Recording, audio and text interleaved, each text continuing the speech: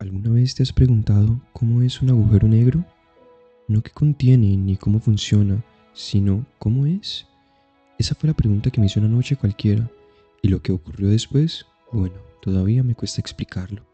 Pero no estoy aquí para convencerte de nada. Estoy aquí para contarte una historia. Hola a todos, espero se encuentren muy bien. De nuevo los saluda Ricardo. Durante los últimos capítulos, Pollux nos está hablando acerca de los agujeros negros. Y lo que intenta es que para poder llegar a ellos, primero tenemos que imaginarlos, primero me hace verlos.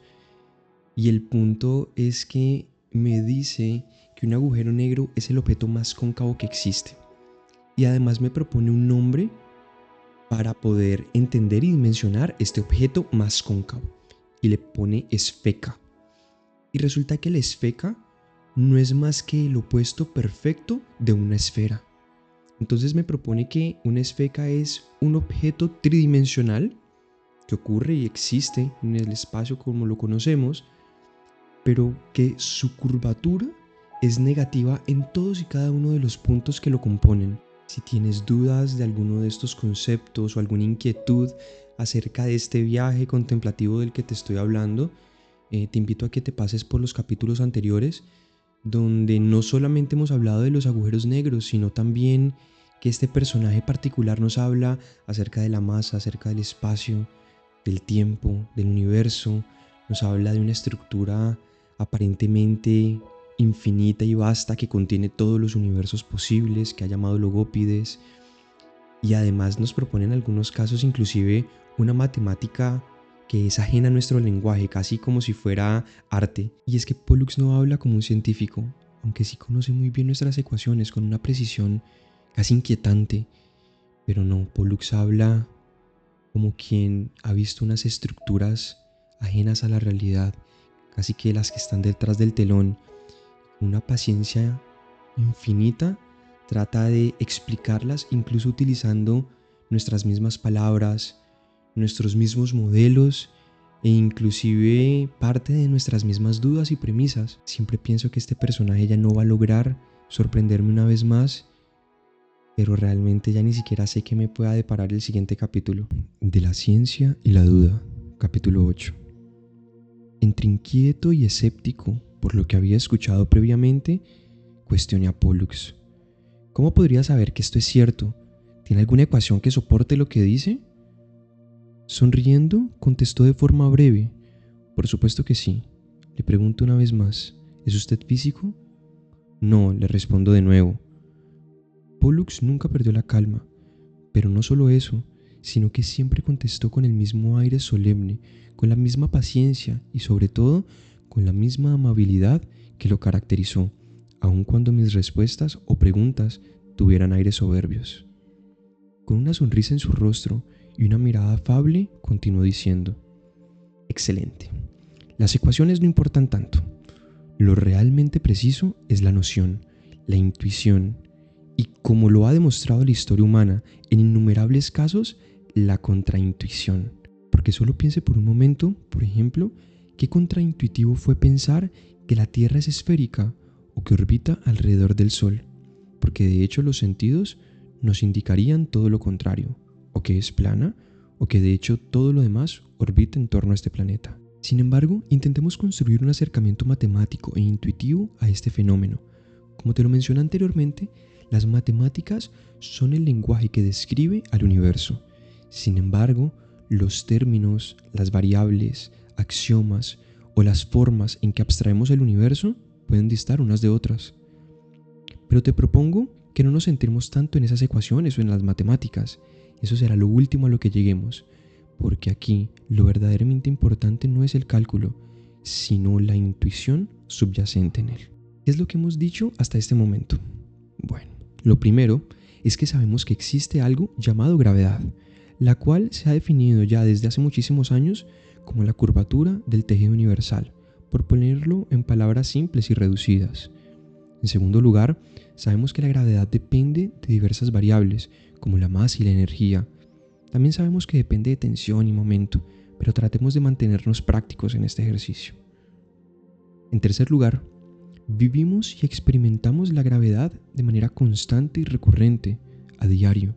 no solo cuando la Tierra orbita alrededor del Sol, sino cuando algo incluso se nos cae de las manos. En cuarto lugar, le planteé que entendiéramos la gravedad no como una fuerza que atrae, sino como la deformación cóncava del espacio-tiempo. Quinto, sabemos que en situaciones convencionales, las partículas fundamentales no parecen responder a la fuerza gravitacional, debido principalmente a la poca masa presente en estos sistemas. Por último, te mencioné que solo en presencia de una masa extrema, como la de un agujero negro, se puede percibir este fenómeno a nivel cuántico. Pollux hizo una pausa breve, como quien pretende cerciorarse que aún lo siguen. Asentí con un ademán gentil, haciéndole entender que podía continuar. Sin embargo, continuó diciendo Pollux, para poder desenmarañar un concepto tan intrincado como la gravedad, considero que es necesario entenderlo un poco mejor, y para ello no necesitamos nada más que la imaginación y la intuición. Lo primero que te propongo es que nos imaginemos una estrella de neutrones típica, y también a nuestro astro rey, al Sol. Imaginemos sus tamaños, sus superficies, sus radios, pero también imaginemos la masa presente en cada una de estas estrellas. En verdad que son fascinantes, como todos los eventos universales. Pero bueno, ¿cuál de estas estrellas creerías que genera una mayor concavidad en el tejido universal? ¿El Sol o la estrella de neutrones? Sin estar completamente seguro de la respuesta, pero sin ningún temor a equivocarme, pues sabía que mi invitado no me juzgaría, le contesté: la estrella de neutrones, o al menos eso es lo que he escuchado y leído, ¿no? Perfecto, así es, comenzó diciendo Pollux. Pero no nos quedemos con una respuesta tan vaga. Tratemos de entender de la forma más simple posible la razón detrás de esto. Te propongo que estimemos la gravedad de ambos cuerpos celestes. Podríamos hacerlo de dos maneras, usando una formulación más clásica, por ejemplo propuesta por Newton, o adoptando una perspectiva más relativista mediante este conocido corrimiento al rojo o redshift gravitacional. Como siempre te he dicho, elegiré la forma más sencilla. Usemos ecuaciones clásicas. Para este ejercicio necesitaremos aproximaciones al radio y a la masa, tanto del Sol como de una estrella de neutrones típica, promedio. El radio del Sol es de aproximadamente 696.000 kilómetros y su masa de 2.000 trillones de toneladas. Eso serían casi como 300.000 tierras juntas. Una estrella de neutrones, por su parte, puede tener una masa ligeramente superior a la del Sol, pero concentrada en un radio de apenas 12 kilómetros. Es decir, tienen masas muy similares, pero en la estrella de neutrones está compactada en una región del tamaño apenas de una pequeña ciudad. Para poder comparar la gravedad superficial de estas dos estrellas, utilizaremos la siguiente notación clásica, donde G Sol es la gravedad en el Sol, o Gn es la gravedad en una estrella de neutrones, G es la constante gravitatoria universal, M es la masa de las estrellas y R su respectivo radio. Fíjate cómo intervienen la masa y el radio, o dicho de otro modo, la concentración espacial de la masa. Como estamos comparando cuerpos de escalas similares, esta fórmula es completamente válida y nos permite predecir con bastante precisión los resultados, aunque esto es algo que vas a entender un poco después. Si realizamos el cálculo, veremos que la gravedad ejercida por una estrella de neutrones es casi 3.000 millones de veces mayor que la del propio Sol. Hasta aquí me queda claro lo que mencionas. Le respondí justo cuando parecía haber terminado de construir su idea. Excelente, Ricardo, excelente. Entonces, también debería resultarte clara la noción que se esconde detrás de este recorrido. La gravedad no depende solo de la masa, sino también de cómo se distribuye en el espacio. ¿No genera la misma concavidad en el universo una masa de un Sol distribuida en cientos de miles de kilómetros que esa misma masa compactada y comprimida en apenas 20? La extrema compacidad de una estrella de neutrones la hace mucho más efectiva en curvar el tejido del universo, pese a su menor tamaño. A esta concentración espacial de masa podríamos denominarla densidad. La densidad tiende a incrementar en la medida en que la masa esté más compacta, y viceversa. Pero antes de continuar, te pido que por favor hagamos una pausa lingüística. Y es que cada teoría tiene limitaciones en su propio lenguaje, y por eso es necesario que acuñemos un nuevo término. Este va a ser especividad. Llamaremos especividad a la curvatura, la concavidad, la inflexión del tejido del espacio y el tiempo. Es decir, ver a la gravedad no como una fuerza, sino como lo que realmente es, una deformación de la geometría del universo. Te preguntarás por qué este término. Bueno, es muy simple. Es porque la forma que mejor representa esa curvatura cóncava es una esfera en constante contracción, una esfeca, como ya lo habíamos visto. Así pues, llamaremos a esta propiedad especividad. Pollux, como era costumbre en él, aludía a términos desconocidos, acuñaba palabras novedosas y extrañas. Insistía que el lenguaje y el pensamiento evolucionan conjuntamente. En una primera etapa, el pensamiento se manifiesta mediante el lenguaje, y posteriormente ese lenguaje se convierte en un instrumento para el desarrollo del pensamiento y del entendimiento. Era un concepto que mencionaba constantemente, aludiendo a cuánta razón tenía Vygotsky. Con el término especividad parecía estar dándome una llave para pensar incluso lo inaudito. Se quedó en silencio por un momento, permitiendo que las ideas se asentaran. Bueno, lo último que nos falta entonces para comprender este rompecabezas es por qué no percibimos este fenómeno de curvatura universal en las escalas más pequeñas, en el mundo cuántico. Y la respuesta quizá sea mucho más intuitiva de lo que crees, Ricardo. La especividad no es constante en todas las escalas. Es decir, los escenarios en los que estos fenómenos ocurren importan tanto o más que la densidad en sí. Se ha teorizado la forma en la que se estima la gravedad de muchas formas distintas, ya sea mediante la física clásica o incluso mediante las ecuaciones propuestas por la relatividad general. El punto es que siempre se hace de la misma manera, constantemente. No se toma en cuenta el escenario en el que dicho fenómeno está ocurriendo. Y eso es comprensible. Ambas teorías explican con gran precisión los comportamientos de los planetas, estrellas y demás cuerpos celestes. Pero fíjate que ambas fallan a la hora de describir el fenómeno en los dos extremos, lo cuántico y lo cosmológico, o lo pequeño o lo grande. En esas fronteras surgen grietas teóricas, fisuras que solo parecen cerrarse con entidades ad hoc e incluyen conceptos como por ejemplo la materia o la energía oscura. Pero quizá la realidad sea un poco más simple. Quizá la curvatura del espacio-tiempo no dependa únicamente de la densidad, sino también de la escala en la que actúa. En escalas similares, como la planetaria o la estelar, estas ecuaciones funcionan porque los fenómenos comparten proporciones, pero en los extremos la teoría se desmorona. La especividad, esa concavidad del tejido universal, es sensible no solo a la densidad, es decir, no solo es sensible a la compacidad de la masa, sino también a su escala. En la escala cuántica, la densidad necesaria para generar curvatura debe tender al infinito. En escalas medias, como la de una estrella o un planeta, por ejemplo, esa densidad necesaria podrá ser mucho menor. Y en la escala cósmica o macroversal, por llamarla de alguna manera, incluso una menor concentración de masa podría ya estar curvando el tejido del universo. Así, la estructura del espacio-tiempo nos revela que la especividad es algo más que una propiedad de la masa. Es una consecuencia fundamental de la relación entre masa, concentración y escala, que define cómo el universo moldea su propia geometría. Una vez concluyó su construcción, que había denominado intuitiva, se dispuso a mostrarme la ecuación que reflejaba todos estos fenómenos. Su escritura no obedecía a nuestros símbolos, aunque algunos principios se mantenían. La suma y la igualdad tenían equivalentes en su estructura conceptual, como ya me lo había enseñado horas atrás, pero todo lo demás parecía provenir de un orden ajeno al nuestro.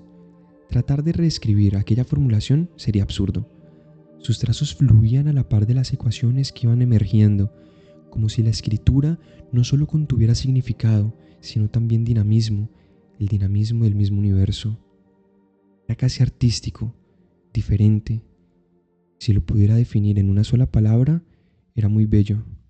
De toda la conversación que sostuve esa noche con Pollux, ese momento sin lugar a duda fue el más denso, fue el más complejo de entender para mí. Y es que todo empezó porque le pedí a Pollux una demostración. Y es que yo quería una prueba, yo quería algo lógico, algo sólido que pudiera sustentar todas estas locuras que Pollux me estaba diciendo de la gravedad y de los agujeros negros. Pero él me contestó que lo importante no eran esas ecuaciones, que lo importante o lo verdaderamente relevante era la intuición que estaba o que yacía detrás de estas ecuaciones. Me propone entonces un ejemplo. Me dice que imaginemos una estrella de neutrones y a nuestro Sol. Me dice que ambas estrellas tienen masas muy similares, pero que una de ellas es muy grande, tiene un radio gigante, y la otra es mucho más pequeña. Entonces me dice que el Sol tiene aproximadamente 600.000 kilómetros de radio, mientras que una estrella de neutrones tiene apenas 20, casi que el tamaño de una ciudad.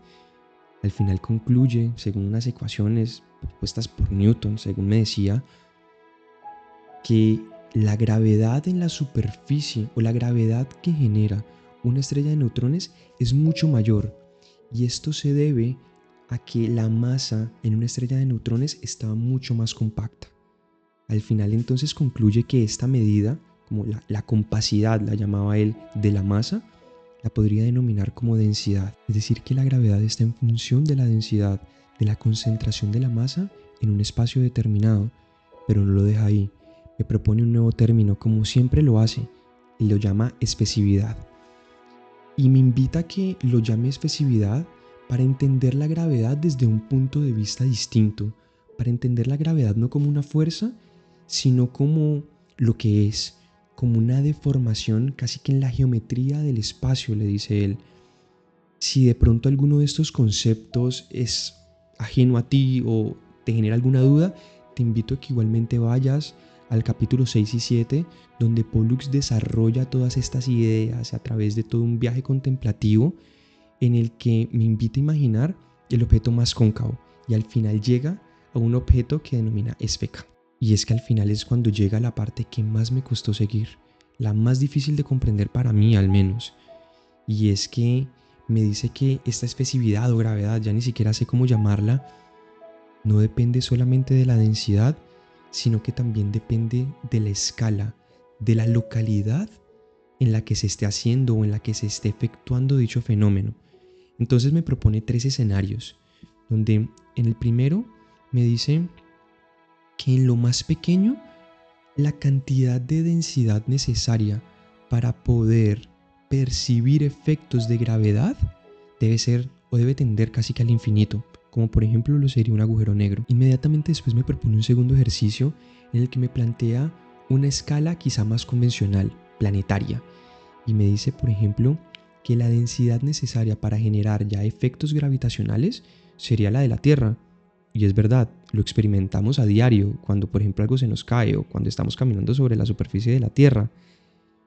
Y después me propone el último de los escenarios en una escala cosmológica o macroversal, si la pudiéramos llamar de alguna manera, en el que afirma que ni siquiera se requeriría tanta concentración de masa o tanta densidad para poder generar efectos gravitacionales. Y al final, después de todo este recorrido, por fin me mostró sus ecuaciones y evidentemente logró sorprenderme, como siempre lo hace, porque lo que me estaba enseñando no eran símbolos o ecuaciones convencionales a las que estamos habituados.